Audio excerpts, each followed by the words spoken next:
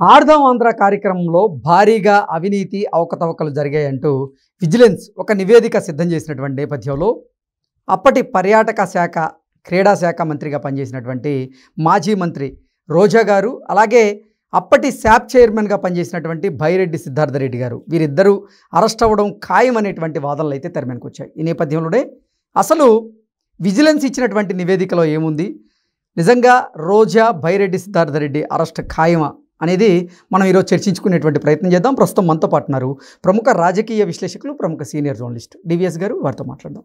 Sir నమస్తే. Sir నమస్తే.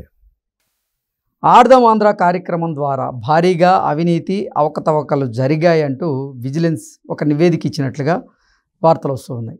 ఇంతకీ విజిలెన్స్ ఇచ్చినటువంటి నివేదికలో ఏముంది?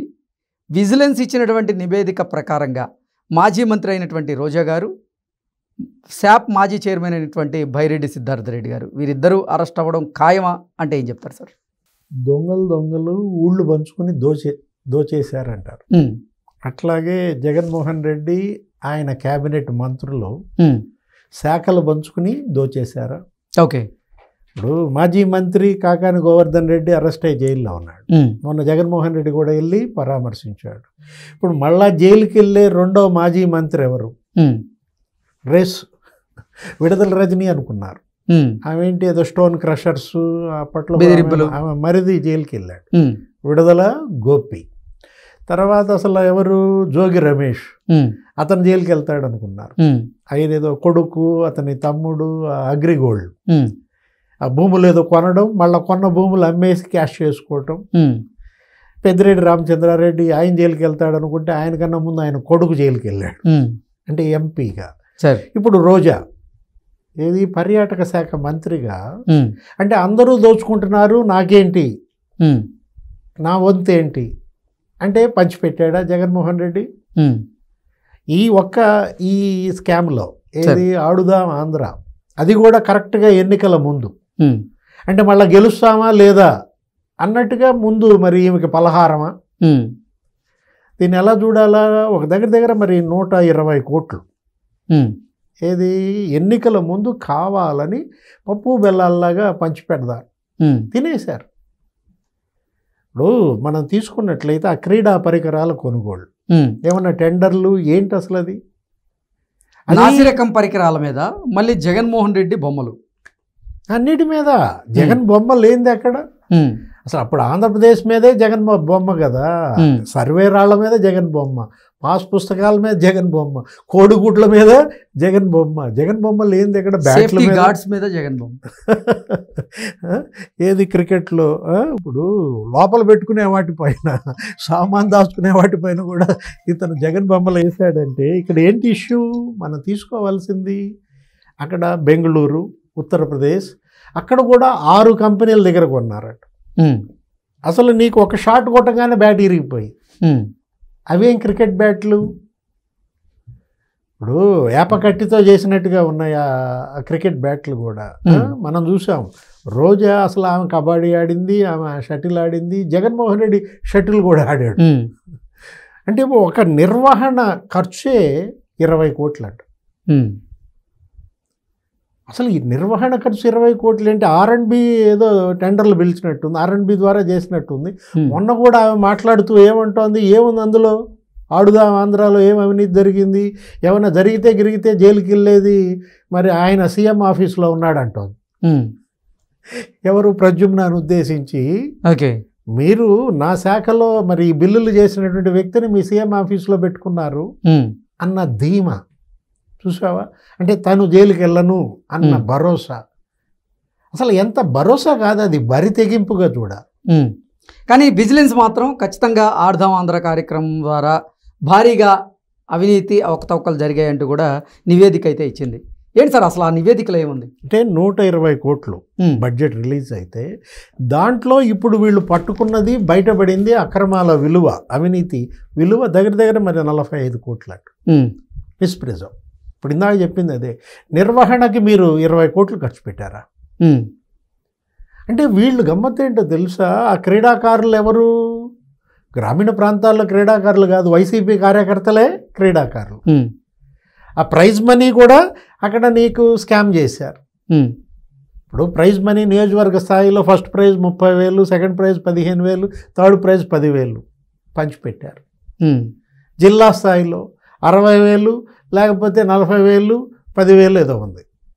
3 ప్రైజులు పంచిపెట్టారు. అంటే ప్రైజ్ మనీ ఒక స్కామ్, క్రీడా పరికరాల కొనుగోళ్ళు ఒక స్కామ్, తర్వాత నిర్వహణ పేరుతో తప్పుడు బిల్లులు చేసుకోవటం. అసలు రాష్ట్ర స్థాయిలో ఎంత పెట్టారు? 5 లక్షలు, 3 లక్షలు, 2 లక్షలు పెట్టారు. నియోజకవర్గ కార్యకర్తలకి, జిల్లా పార్టీ కార్యకర్తలకి, రాష్ట్ర పార్టీ నాయకులకి పంచుకున్నారు. గమ్మత్తేంటో తెలుసా? వీళ్ళే మరి ఇంత తింటే మేమెంత తినాలి అంటూ పోటీ పడ్డారు ఆఫీసర్లు కూడా. ఆ జిల్లా క్రీడా అధికారులు అసలు వాళ్ళు ఫ్యామిలీ మెంబర్స్ పేర్లు పెట్టేసి వాళ్ళు బిల్లులు చేసుకున్నారంట. ప్రకాశం జిల్లాలో ఒక ఆఫీసర్, స్పోర్ట్స్ ఆఫీసర్ ఏం చేశాడో తెలుసా? ప్రైజ్ మనీ కంప్లీట్ కుటుంబ సభ్యుల పేర్లు పెట్టి విత్డ్రా చేసుకున్నాడు. మరి అది స్టేట్ లెవెలా, డిస్ట్రిక్ట్ లెవెలా, లేకపోతే కాన్స్టిట్యుయెన్సీ లెవెలా? స్టేట్ లెవెల్ ఇవన్నీ ఫ్యామిలీ లెవెల్, ఫ్యామిలీ ఉప్మా తిన్నట్టుగా తిని పారేశారనమాట. ఇక్కడ ఇష్యూ ఏంటంటే దీనిపైన విజిలెన్స్ రిపోర్టు సమగ్రంగా ఇవాళ డీజీపీ దగ్గర ఉంది. డీజీపీ దానిపైన నివేదికను క్యాబినెట్ ముందు పెట్టబోతున్నాడు. అసలు నిర్వహణ విషయంలో ముగింపు ఉత్సవం జరిపారు. విశాఖలో జరిపినటువంటి ఆ ముగింపు కార్యక్రమానికి దగ్గర మరి 3 కోట్లు ఏమో ఖర్చు పెట్టారు. తప్పుడు బిల్లులు. క్రీడాకారులకు వసతి అని చెప్పి 45 లక్షలు బిల్. ఎక్కడ కల్పించారు వాళ్ళకి వసతి? చెప్పు, నువ్వు చెప్పు సార్. టెంట్ల కింద కాదు, టిడ్కో ఇళ్ళు, చంద్రబాబు కట్టిన ఇళ్ళు ఉన్నాయి కదా, అన్నిటికీ టిడ్కో ఇళ్ళు వాడేశారు. లబ్ధిదారులకు ఇవ్వకుండా ఏడిపించారు. ఏది టిడ్కో ఇళ్ళు చంద్రబాబు కడితే వాటికి రంగులు వేసుకున్నారు, వీళ్ళ పార్టీ రంగులు. అసలు గుడివాడలో మరి ఇతను ఉన్నాడు, కొడాలి నాని, అయితే అసలు విగ్రహం కూడా పెట్టాడు రాజశేఖర రెడ్డి దగ్గర, వసూళ్లు చేసుకున్నాడు, అది వేరే స్టోరీ. కరోనా వ్యాధిగ్రస్తులను పెట్టారు ట్రీట్మెంటు ఆ టిడ్కో ఇళ్లలోనే. ఇప్పుడు ఈ స్పోర్ట్స్ వాళ్ళు ఎవరు? ఈ ఆడుదాం ఆంధ్ర క్రీడాకారులందరికీ వసతి ఎక్కడ? టిడ్కో ఇళ్లలో వసతి కల్పించి నువ్వే రకంగా 45 లక్షలు బిల్ చేసుకుంటావు. భోజనాలు అసలు నీకు గుర్తుండే ఉంటుంది, అప్పుడు కూడా మనం ఏదో వీడియో చేసాం. ఆ స్పోర్ట్స్ వాళ్ళందరూ ఏంటి, ఆ క్రీడాకారులందరూ భోజనాలు బాగాలేదని చెప్పి ఆందోళన చేశారు. ఏం భోజనం అని చెప్పి గందరగోళం చేశారు. నీకు గుర్తుండే ఉంటుంది. సమ్మిట్లోనూ అదే, ఒక సమ్మిట్ పెట్టాడు గుడివాడ అమర్నాథ్. ఆ సమ్మిట్లో భోజనాలు బాగాలేదని చెప్పి ఇసిరిసిరి కొట్టారు. పారిశ్రామికవేత్తల పేరుతో వైసీపీ కార్యకర్తలకే కోట్లేసి అప్పుడు పెద్ద సినిమా చేశాడు కోడిగుడ్డు మంత్రి.